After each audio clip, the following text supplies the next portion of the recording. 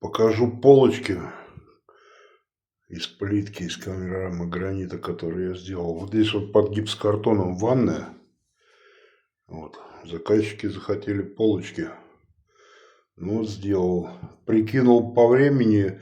Ну, не сплошняком я ей занимался, но если так суммировать все, от конструкции до затирки углов там всяких, где-то недели 2 у меня заняло это дело.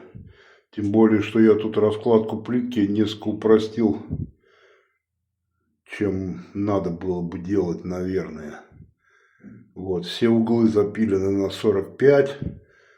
А учитывая, что керамогранит, он не ректифицированный здесь, то сначала пришлось выравнивать плитку, потом уже углы запиливать.